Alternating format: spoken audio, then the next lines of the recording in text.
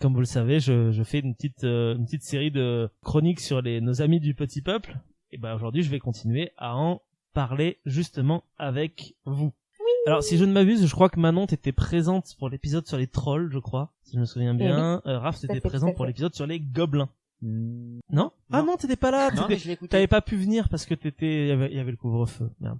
Et je l'ai écouté. Tu l'as écouté. Donc tu n'as jamais écouté de chronique, enfin tu n'as jamais participé à des chroniques sur des créatures fantastiques. Et non. Enfin des créatures du petit peuple, pas forcément fantastiques. Bon, lapsus peut-être révélateur, je ne sais pas. Alors, tac, il faut juste que je retrouve le fichier que je me suis auto-envoyé à moi-même.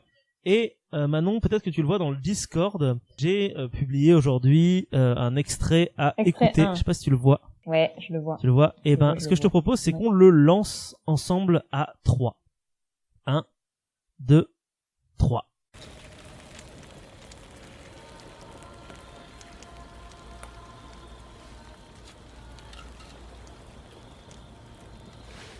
Sam, je reconnais la musique enfant. What else?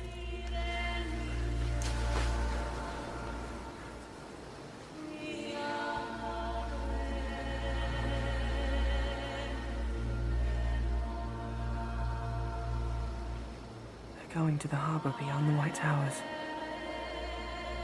To the Grey Havens. They're leaving Middle-earth. Never to return.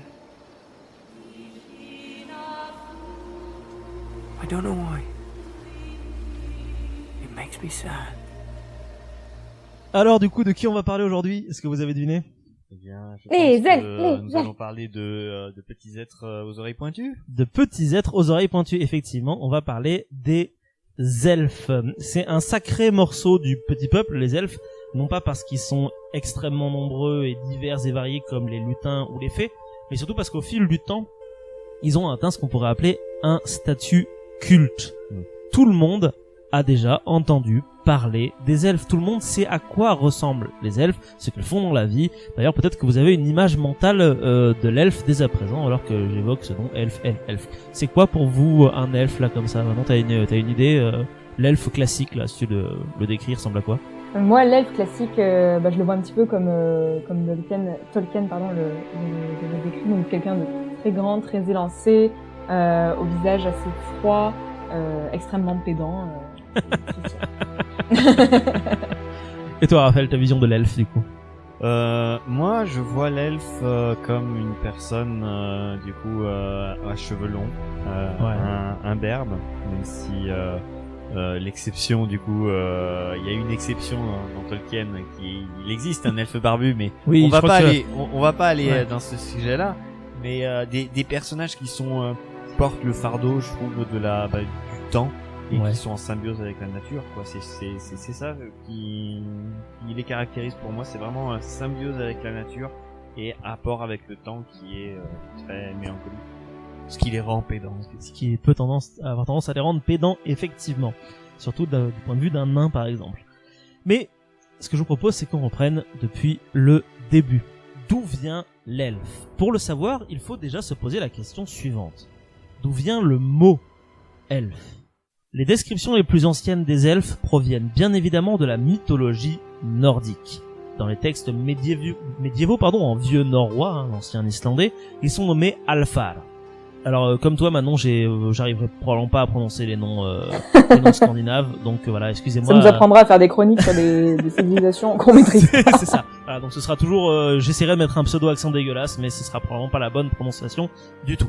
Donc Alfar, c'est le nom de base, la toute première mention. Il se trouve que dans leur Deutsche Wörterbuch, Jacob et Wilhelm Grimm nous montrent que ce que cela donne dans d'autres langues. En islandais, c'est Alfur. En danois, c'est Elver. En norvégien, c'est Alv. En suédois, c'est Alv. En scotte, c'est Elfen. En anglais, c'est Elf. En néerlandais, c'est Elf. En allemand, c'est Alp ou Elb. Et en gothique, c'est Alb. À chaque fois, rajoutez folk derrière et ça vous donne peuple des elfes. Alors j'ai dit gothique, je vais quand même mettre un guillemet là-dessus parce que même si la source vient des frères Grimm, eux-mêmes ne sont pas vraiment sûrs de ce qu'ils avancent. En gros, ils disent que c'est un certain Procope de Césarée, un historien byzantin du 6e siècle, qui dirait que les gothiques disent albe pour elfe. Mais bon, voilà, comme eux-mêmes, je suis pas très sûr j'ai l'impression que eux-mêmes sont pas sûrs, du coup moi je suis pas sûr non plus. Alors, on le retrouve quand même dans plein de langues différentes, des langues germaines, des langues scandinaves, des langues anglaises, anglo-saxonnes plutôt. Il existe une théorie qui est assez intéressante pour ce qui est de l'origine du mot Alfar. Il dériverait d'une racine proto-indo-européenne, la racine albe, qui signifie blanc, qui se retrouve par exemple dans le latin albus, ça veut dire blanc en latin. C'est une théorie qui est assez intéressante parce qu'elle expliquerait entre autres pourquoi autant de noms semblables à Alfar se sont développés partout dans différentes langues germaniques et celtiques, qui auraient donc ensuite évolué en fonction des différences dialectales et des influences d'une langue à une autre. Pourquoi pas, c'est une théorie comme une autre.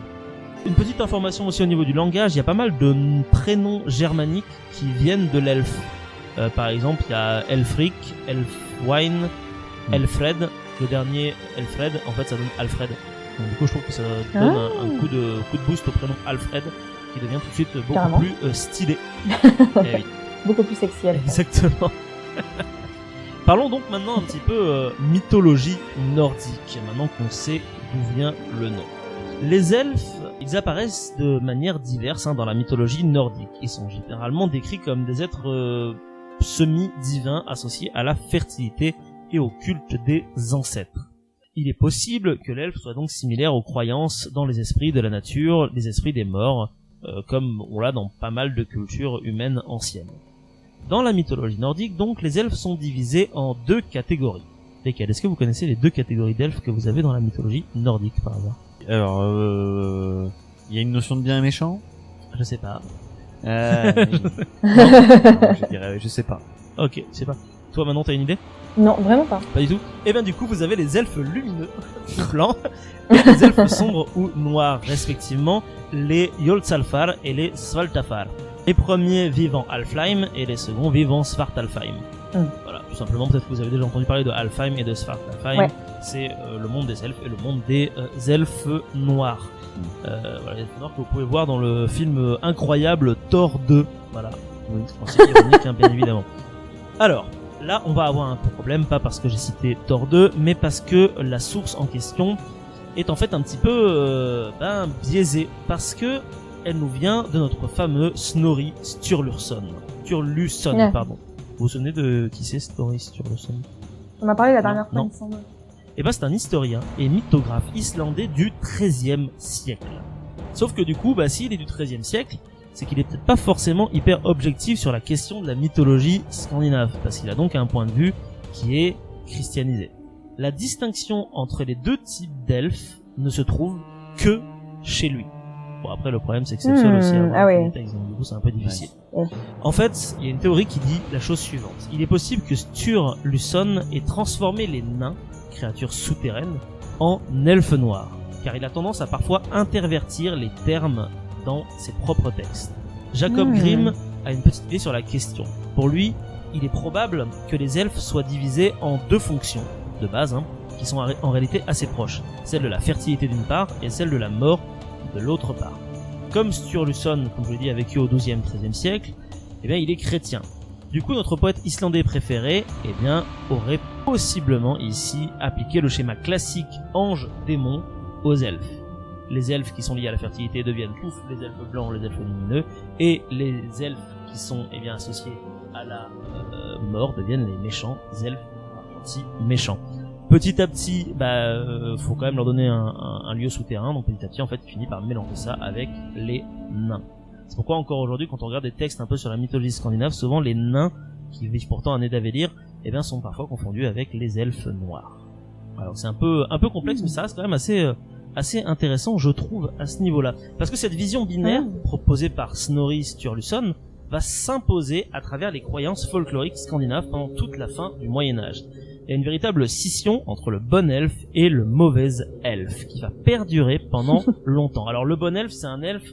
Alors je vais pas faire la blague parce que sinon ça va être Le bon chasseur, le mauvais chasseur. On l'a vu venir celle-là.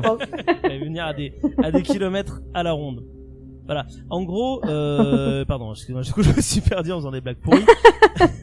En fait, en gros, la scission, va perdurer pas mal de temps, malgré tous les efforts de par les chrétiens, pour éradiquer totalement l'elfe, qu'il soit noir ou blanc, pour le faire passer pour un démon, parce qu'un elfe même s'il est gentil, ça reste quand même une créature païenne, donc il faut s'en séparer une bonne fois pour toutes. Au bout du compte, il y a une sorte de syncrétisme qui finit donc par se mettre en place petit à petit, permettant à l'elfe, le lumineux en tout cas, de rester plus ou moins en place comme étant un être bénéfique. Les elfes de la mythologie nordique semblent ainsi avoir survécu dans le folklore principalement, alors après pourquoi, comme des femmes, des femelles, du coup comme vous trouvez dans les textes, vivant dans les collines et les monticules de pierre. Dans les descriptions, c'est plutôt des créatures qui sont généralement petites et ailées, tout simplement. On est assez loin quand même de l'imaginaire de Tolkien pour le moment. Des créatures qui donc restent bénéfiques. Le truc, c'est que les elfes sont pas considérés comme ça dans les régions germaniques, où là, les elfes sont de nature espiègle et malfaisante. Ainsi, si vous allez en Allemagne, les elfes seraient capables de causer des maladies au bétail et aux gens. Mais apparemment, les elfes pourraient aussi être responsables de vos mauvais rêves. Vous faites un cauchemar, c'est la faute des elfes. Et ça se retrouve même étymologiquement parlant, parce que le mot allemand pour cauchemar, c'est Albtraum, qui signifie littéralement rêve d'elfe. La croyance populaire attribuerait ainsi les cauchemars à un elfe assis sur la tête du dormeur. Est-ce que ça vous rappelle quelque chose ou pas, un célèbre tableau par exemple? Oui, ça me rappelle le tableau du cauchemar. Exactement, c'est ça. Donc en fait, c'est un phénomène qu'on peut tout à fait relier à l'apnée du sommeil. Et là, un petit peu de publicité, je vous renvoie directement à la chronique que Tiffany avait fait dans l'épisode 1 de la saison 2 de Tout et de Rien sur justement l'apnée du sommeil. L'apnée ou la paralysie? La paralysie, pardon, du sommeil. Je sais pas pourquoi j'ai dit apnée, pardon. Ouais. La paralysie du sommeil, excusez-moi. J'ai regardé ça. Et bah oui, c'est vachement intéressant ce qu'elle a fait. Et du coup, c'est assez rigolo de se retrouver l'idée que voilà, au lieu d'avoir un incube ou une succube sur votre crâne, là vous avez un elfe, pourquoi pas. Bon, du coup, il semblerait que la christianisation ait mieux fait son travail dans le monde germain que dans le monde scandinave, même encore aujourd'hui. Parce que en effet, les Scandinaves, ils sont plutôt à l'aise avec leur passé un petit peu de païens finalement. Parce que il existe, une école islandaise depuis 1991 pour promouvoir l'étude de ces créatures. Elle délivre ainsi un diplôme d'études et de recherche sur les elfes et autres peuples invisibles. Donc, c'est super classe, je trouve. Est-ce que c'est pas vraiment classe, ça? C'est hyper classe, c'est vraiment hyper classe. Est-ce qu'on n'aurait pas tous fait ça, en vrai? Je pense qu'on aurait tous fait ça, on devient vraiment un véritable elficologue, c'est la classe. En 20 ans, il y a 8000 personnes seulement qui ont décroché leur diplôme. Je trouve que franchement, bon après tu me diras, tu gagnes peut-être pas forcément bien ta vie en étant elficologue, mais ça reste quand même stylé à mettre, je trouve, sur un... Il y a des questions sur les débouchés invisibles, justement. Les débouchés invisibles. Peut-être qu'après on sert de passerelle entre le monde des humains et le monde du petit peuple. Bon, du coup, pour connaître encore un peu de publicité, pour connaître le point de vue des Islandais sur leur vision du petit peuple, je vous renvoie à une autre chronique, celle de Jules, cette fois-ci, qu'il a fait sur le Hul du folk, qu'il a présenté lors de l'épisode 9 de la saison 1 de Tout et de Rien. Allez y faire un tour, c'est très complet. Vous connaissez Jules, de toute façon, je pense maintenant si vous êtes là, vous savez qu'il y a des chroniques qui sont en béton armé. Pour ce qui est de la présence des elfes sur l'île de Bretagne, en fait j'ai cherché et j'ai pas trouvé grand chose. Et ce, même en allant voir sur des sites anglais. En fait, il y a de fortes chances que les elfes aient simplement été importés à la culture celtique et mixés avec une créature qui était déjà sur place, les fameux pixies, les fées. Donc, petit à petit, le terme elfe a fini par désigner l'ensemble de la communauté féerique anglaise. Et c'est en toute logique que l'elfe a fini par devenir le compagnon d'un gros barbe rouge qui vit au pôle Nord, chez les Américains. Parce que nous on dit les lutins du Père Noël, eux ils disent les elfes du Père Noël. Enfin, les Christmas elves d'ailleurs, mais en fait les elfes du Christ. Ce qui devient vraiment bizarre du coup au bout d'un moment, puisque ça n'a plus rien à voir. Et c'est bien qu'on parle des Anglais, parce que c'est pourtant chez les Anglais que la vision de l'elfe va donc se stabiliser. Parce qu'on ne peut pas parler de ce que l'on peut aujourd'hui appeler Eldar sans parler de leur père, le fameux Tolkien, exactement. J'ai dit Eldar, j'ai fait exprès de placer cette terminologie pour toi, parce que c'est un piège. C'est quoi un Eldar? Un Eldar? Ça dépend, la définition que tu cherches, je pense que je ne l'ai pas. Ouais. Et la définition du coup de Tolkien de souvenirs, ce sont les elfes qui se sont éveillés en Terre du Milieu. Exactement, non, c'était ça, c'est Tolkien qui a créé le terme de Eldar. Et je trouve ça vachement classe parce que ça a été repris aussi après par d'autres œuvres. Donc maintenant, c'est l'heure de parler des elfes dans la fantasy, parce qu'au final, on trouve plus de choses sur les elfes dans la fantasy que sur les elfes dans le petit peuple. Alors, l'œuvre de J.R.R. Tolkien, publiée à partir de 1937, a marqué un tournant dans l'appréhension des créatures mythologiques qu'il met en scène. Elfes comme nains, comme orques, comme de nombreux autres. Il a véritablement stabilisé, comme je le disais, gravé dans le marbre presque pour toujours toutes ces créatures. En effet, alors que les elfes mythologiques étaient de petits esprits évanescents et plus ou moins solitaires, Tolkien les transforme en une véritable civilisation antique, avec des villes, des chefs, une politique, une généalogie, une technologie parfois même, et bien sûr une langue. C'est lui aussi qui introduit l'opposition définitive entre les elfes et les nains, prenant ici presque le relais sur ce brave Snorri Sturluson, tout en retirant le côté manichéen de la chose. Les nains sont pas spécialement méchants, mais par contre c'est en opposition directe avec les elfes. Les elfes vont également changer physiquement. Ils sont représentés avec des oreilles pointues, ce qui permet de les distinguer des humains, puisqu'ils ont la même taille. Ils sont généralement blonds, avec de longs cheveux lisses, et ils ont une stature plutôt filiforme. Ils sont souvent d'une très grande beauté et paraissent, à de rares exceptions près, éternellement jeunes.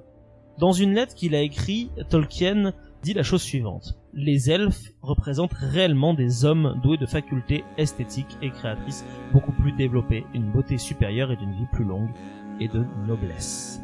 Voilà donc la vision que Tolkien a de son elfe à lui. Le truc c'est peut-être qu'il l'avait pas prévu, mais bon, les gens ont visiblement trouvé l'elfe hyper stylé à tel point que, en fait, toute l'œuvre de Tolkien a été repompée jusqu'à la moindre de toute façon. Donc voilà. En gros, l'influence de Tolkien sur la littérature de la fantasy, elle est telle que toute la pop culture a aujourd'hui profondément intégré cette vision de l'heroic fantasy. Alors, maintenant, petit exercice. Si vous avez envie de créer votre univers d'heroic fantasy et que vous voulez mettre des elfes dedans et que vous avez envie de respecter un petit peu, entre guillemets, le travail de Tolkien, sachez qu'il y a donc une sorte de base presque à respecter lorsque l'on veut intégrer des elfes à un récit. Ça va se faire en plusieurs points. Point numéro 1, les elfes sont immortels, ou alors possèdent une longévité exceptionnelle. Une fois à l'âge adulte, ils ne vieillissent pas. Les maladies n'ont presque pas d'effet sur eux, seule une blessure grave ou un profond chagrin peut les faire mourir. Ils sont très sensibles à la mélancolie et à la nostalgie du fait de leurs milliers d'années d'existence. Point numéro 2. Les elfes sont généralement plus intelligents que les humains, ou du moins dotés d'une plus grande sagesse, en partie grâce à leur longévité exceptionnelle justement. Ils possèdent un savoir ancestral dans le domaine des arbres, des plantes, ils vivent en effet très proches de la nature. Point numéro 3, c'est un point qui va être assez rapide, ils sont parfois dotés de pouvoirs magiques.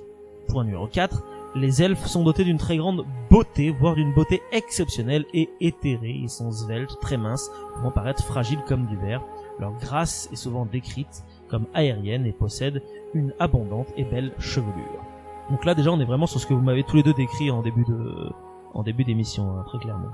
Point suivant, les sens de l'elfe sont particulièrement affinés, de loin supérieurs à ceux des hommes, en particulier pour ce qui concerne la vue et l'ouïe.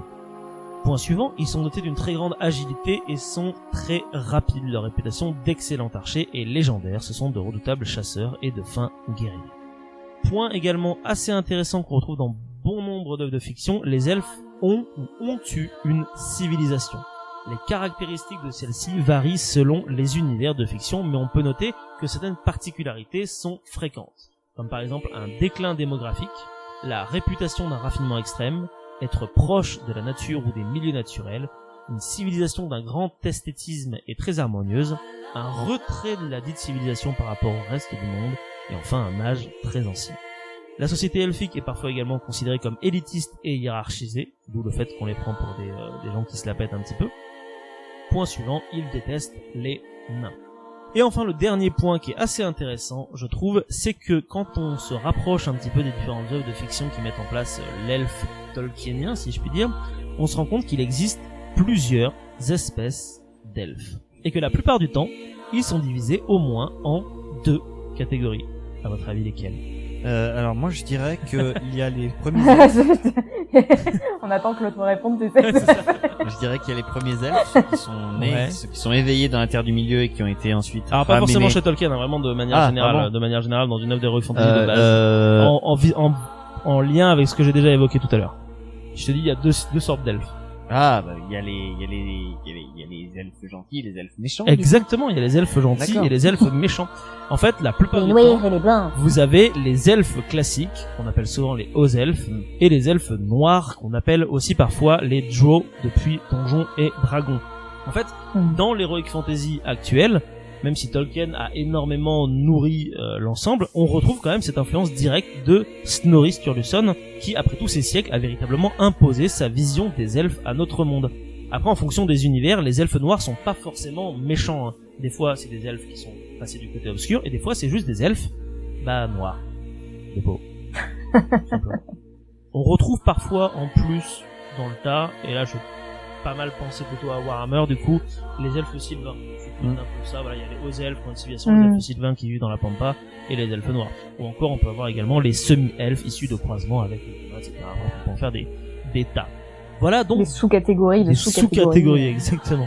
Voilà donc basiquement à quoi doit ressembler un elfe dans une œuvre de fantasy classique. Alors après on peut changer des trucs, hein, rien n'est forgé dans le marbre. Du coup je vous propose de terminer cette petite chronique avec quelques mentions honorables d'elfes qu'on trouve ailleurs que chez Tolkien. Et c'est dommage que Mika soit pas là du coup, parce qu'on va commencer avec une œuvre de fiction qu'il adore vraiment beaucoup, à savoir Warcraft.